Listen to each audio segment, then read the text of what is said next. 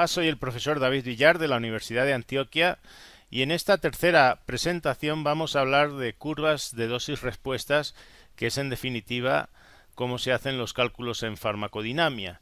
Anteriormente habíamos hablado de las curvas de dosis-respuestas cuánticas, en lo que básicamente se estudiaba la distribución de las respuestas en una población con respecto a una dosis. Y decíamos que se había fijado de antemano en dos categorías si ocurría la respuesta o no ocurría. Bueno, pues en el caso de las curvas de dosis-respuestas graduadas, aquí lo que se va a medir es la intensidad o magnitud de la respuesta a medida que va incrementándose la dosis. Si vemos una representación de una curva de dosis-respuesta, en donde la respuesta sería, por ejemplo, analgesia, quitar el dolor, y la dosis pues podría ser un antiinflamatorio o analgésico, una morfina, por ejemplo. Vemos que a medida que aumentamos la dosis se va obteniendo el efecto de analgesia y llega un momento en que por mucho que aumentemos ya no se consigue mayor efecto. Para ver con más claritud qué es lo que ocurre entre el tramo de 0 y 200, que es donde se está produciendo la subida, lo que se puede hacer es hacer una transformación de la escala en logaritmos, que es lo que se ha hecho aquí. Observen que en la figura anterior casi toda la respuesta ocurría entre la dosis de 1 y 200 y por eso al emplear una escala logarítmica se transforma esa curva y lo que antes era una parábola pues ahora se nos transforma en una sigmoide, pero nos permite ver mejor el cambio que ocurre a esa concentración entre 0 y 200. Por potencia entendemos a la cantidad de fármaco necesario para producir un efecto a una magnitud concreta. Por ejemplo, la concentración efectiva 50 o dosis efectiva 50. Por eficacia máxima entendremos que es la respuesta máxima que se puede conseguir por un agonista. Si comparamos tres fármacos, el fentanilo, que es un analgésico opiáceo muy potente, con el opiáceo de referencia, que es la morfina, y con un antiinflamatorio no esteroideo, el acetaminofeno, vemos en esa curva que el fentanilo consigue la eficacia máxima, es decir, te anula completamente el dolor, y lo hace a dosis más bajas que la morfina. Por tanto, podemos decir que el fentanilo es muy eficaz porque consigue anular completamente el dolor y muy potente. Por el B, que sería la morfina, también es muy eficaz porque elimina todo el dolor, pero no es tan potente como el fentanilo. Se dice que es moderadamente potente. Y como vemos, el acetaminofeno no consigue eliminar todo el dolor, entonces no es tan eficaz y harían falta dosis todavía mucho mayores que las aplicadas para morfina y fentanilo, por lo que decimos que es menos potente. Aquí tenemos una representación de cómo se podrían presentar las curvas de dosis-respuesta graduadas. Entonces, como ven, Emax es la eficacia máxima, ED sería la dosis eficaz que consigue la mitad del efecto máximo. Aquí podríamos poner un ejemplo en que tenemos tres fármacos, el A, el B, el C y el D, y decimos pues que el A y el D, el C y el B no alcanzan la eficacia máxima, y con respecto a la potencia, pues el menos potente sería el D, y el A pues sería el más potente porque es el que menos dosis requiere. En esta gráfica se observa que, por ejemplo, que la potencia de B es si dividimos 300 entre 2, sería de 150 veces más potente el fármaco A que el fármaco B. Sin embargo, a la hora de escoger el fármaco, el criterio va a ser eficacia más que potencia. Y los otros dos criterios de los que hablábamos anteriormente serían la seguridad o capacidad de producir efectos adversos indeseados y el coste del medicamento. Si ponemos un ejemplo, vemos que las dosis terapéuticas de flunixin son de 1 miligramo por kilo una vez al día y la fenilbutazona es de 4 miligramos por kilo 2 veces al día. En realidad los dos son capaces de eliminar el dolor en caballos, son muy eficaces. Entonces, ¿en qué nos vamos a basar a la hora de seleccionar uno u otro? Pues en realidad aquí hay un aspecto que no viene reflejado, ni que sería que la eficacia del flunixin es mejor para tratar problemas de dolores viscelares, es decir, cólicos, mientras que la fenilbutazona es muy buena para los tipos de dolores que tienen un origen musculoesquelético. Entonces, en realidad, el primer parámetro a la hora de seleccionar, que sería la eficacia, pues vendría dado por el origen donde tiene el problema la inflamación. Vamos a hablar a continuación de cómo ocurre la unión entre el agonista o el fármaco y el receptor o una enzima. Entonces, fíjense en esta gráfica y las que vienen a continuación que a medida que vamos aumentando la concentración del agonista alrededor de los receptores, va a empezar en la gráfica de la superior derecha a verse el efecto. Entonces aquí hemos empezado a poner moléculas de agonista, aquí hay unas pocas más, y ven que en la figura de la derecha está aumentando la respuesta, porque están ocupándose receptores.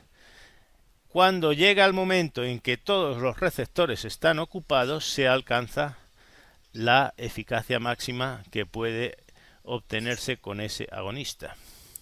Si el agonista es capaz de alcanzar la eficacia máxima, se dice que es un agonista completo. Por contrario, si el agonista no es capaz de alcanzar la eficacia máxima, se dice que es un agonista parcial.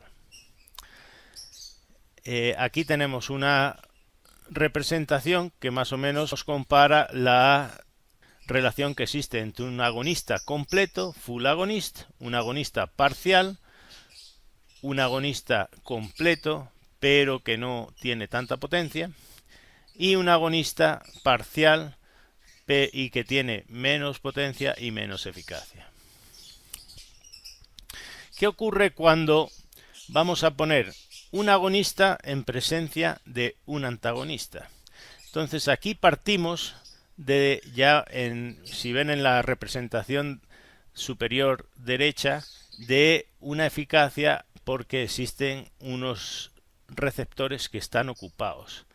A medida que aumentamos la concentración del antagonista, que se une al receptor y lo bloquea, impide, es decir, lo ocupa y no lo estimula, vamos a ver que se va perdiendo la respuesta por parte del agonista. Entonces, cuantas más moléculas del antagonista haya en torno al receptor, más probabilidad va a haber de que éstas se unan al receptor y lo ocupen. Existen 4 tipos de antagonismos que habría que citar. El primero es el competitivo. Básicamente es aquel en que el antagonista está compitiendo por el mismo sitio de unión que el agonista y lo desplaza.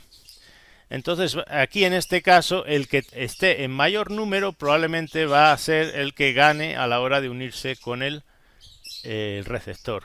Si decimos que es no competitivo, pueden bien competir por el mismo sitio pero de forma irreversible, es decir, se une el antagonista y ya no se despega, o puede que el antagonista se una a un sitio distinto del mismo receptor. Es lo que se llama unión alostérica. Alostérica es en otro sitio de la molécula, lo que va a hacer es que altere la conformación del sitio de unión del ligando endógeno o del agonista. Si hablamos de antagonismo fisiológico, el agonista y el antagonista están uniéndose a receptores distintos. Por ejemplo, la atropina actúa sobre el receptor muscarínico, lo bloquea y eso va a hacer que predomine la actividad del sistema simpático y aumenta la frecuencia cardíaca. El propanolol lo que hace es unirse a los receptores beta adrenérgicos del corazón y es un antagonista, lo bloquea. Entonces, ¿qué es lo que va a hacer? Pues anula la acción del sistema simpático y predomina el sistema parasimpático, con lo que se va a producir una bradicardia. Entonces vean que en este caso el efecto que sería que aumente o disminuye la frecuencia del corazón se puede hacer por vías distintas. Una es actuando sobre el sistema parasimpático y la otra actuando sobre el sistema simpático. Y por último tenemos los antagonistas de tipo químico. Básicamente estos son cuando dos sustancias reaccionan entre sí y se forma un complejo inactivo, se unen normalmente por enlaces muy fuertes, covalentes, no siempre, pero eso lo que hace es anular la acción de uno de ellos. Aquí podríamos hablar, por ejemplo, de los quelantes que se usan para tratar intoxicaciones por metales. Entonces hemos dicho que los antagonistas pueden ser competitivos, en el cual se une al mismo sitio que el agonista de forma reversible. El que esté en mayor cantidad va a probablemente ganar a la hora de unirse al receptor. No competitivo, cuando el antagonista se une al mismo sitio del agonista de manera irreversible. Alostérico, cuando el antagonista y el agonista se unen en sitios distintos del mismo receptor. Y fisiológico, cuando dos fármacos tienen efectos opuestos pero por mecanismos distintos. Aquí tenemos un ejemplo de antagonismo alostérico. Vean que el antagonista sería el triangulito rojo, que se ha unido a un sitio distinto de donde normalmente lo hace el agonista. Y al unirse ha hecho que la cuadrícula o el rectángulo donde debía encajar el agonista se haga más pequeño y por tanto pues ahora no se va a poder unir el agonista. En esta gráfica tenemos los efectos de los antagonistas cuando los ponemos en presencia de un agonista. Como ven, cuando el antagonista no es competitivo y lo ponemos en presencia del fármaco, que sería la línea roja, aunque aumentemos la concentración del fármaco o de la línea roja, la actividad biológica va a estar disminuida. ¿Por qué? Porque el antagonista no competitivo pues ya ha bloqueado una serie de receptores y no se puede desplazar por un aumento de la concentración del agonista.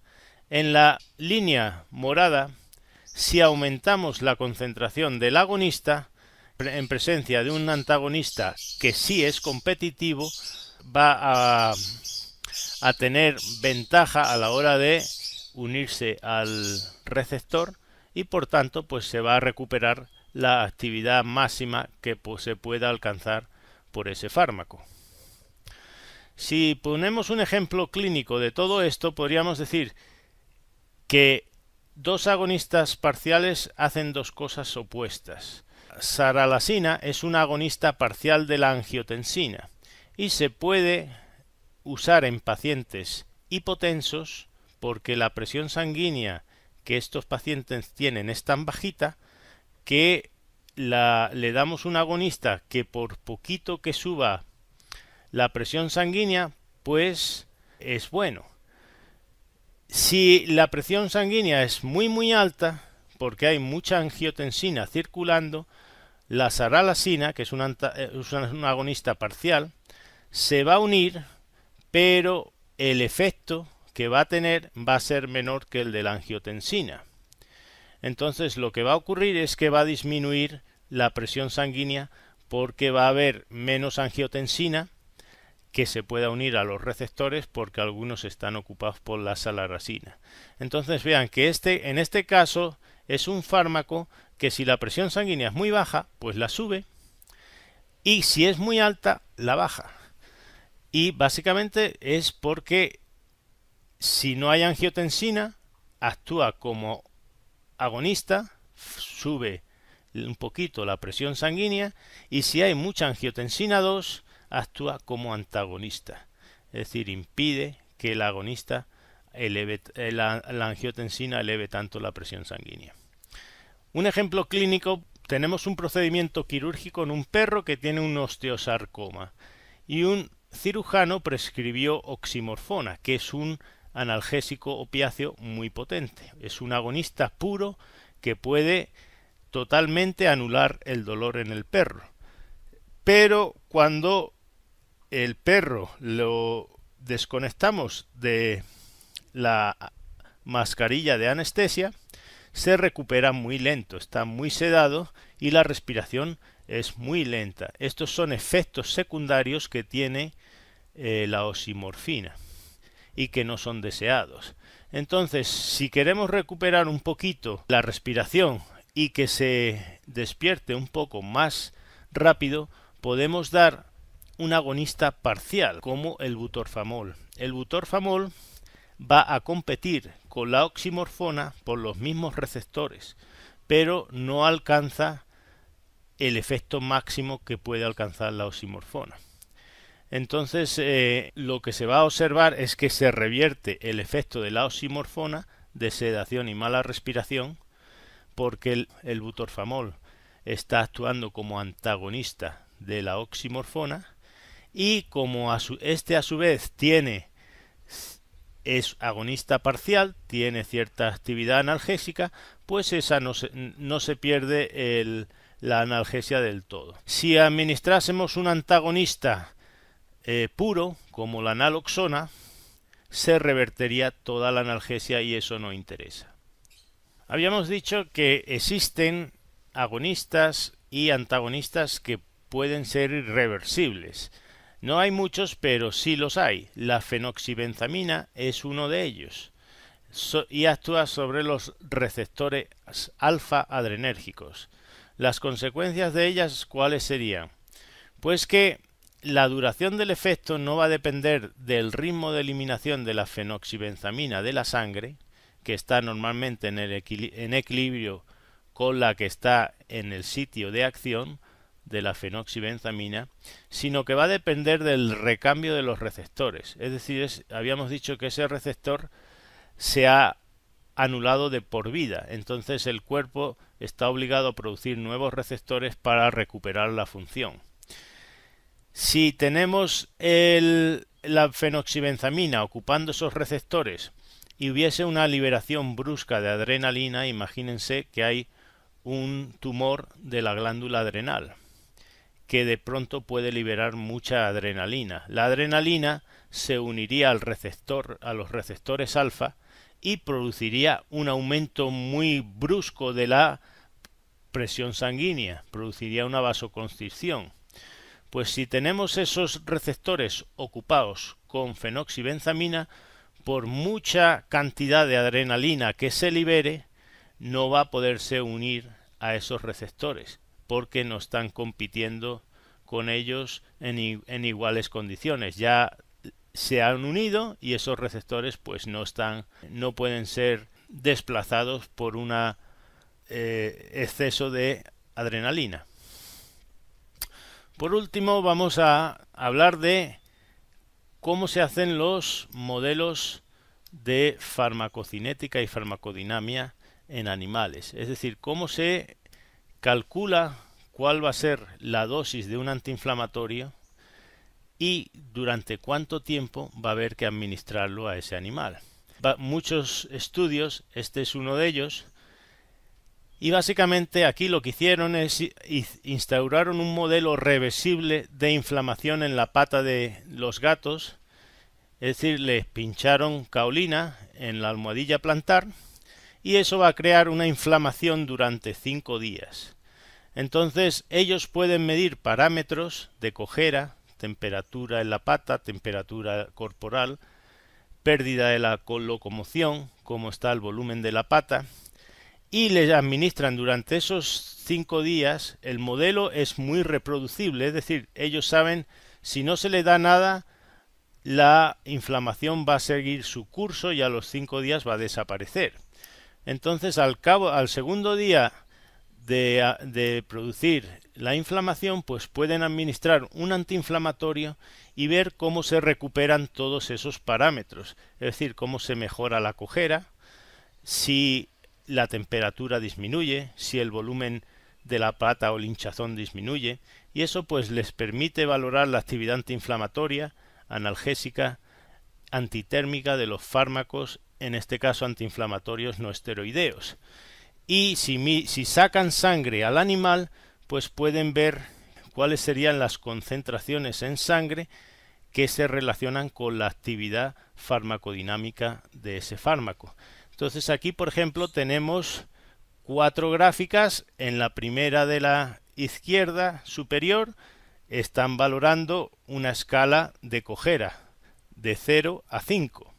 Vean que en el segundo día se administró el meloxicam y se recuperó mucho la función de cojera. Si el animal no apoyaba la pata, pues prácticamente ahora la apoyaba y podía andar con ella.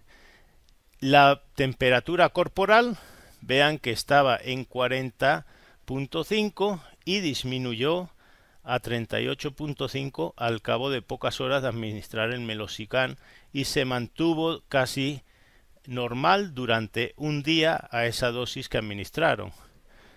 Con respecto a la locomoción, probablemente vieron el tiempo que tarda el gato en pasar por un pasillo, en subir y bajar unas escaleras. Como ven, al segundo día administraron el meloxicam y también se mejoró dicha función. Con respecto a la escala de dolor, probablemente estuvieron dándole rayos infrarrojos a la pata y midieron el tiempo que tarda el animal en retirar la pata. Si tarda más tiempo, pues es que le duele menos la pata. Entonces, de esta manera es como se valora el efecto que tienen distintas dosis de antiinflamatorios en el transcurso del tiempo y se hacen modelos de farmacocinética y farmacodinamia para calcular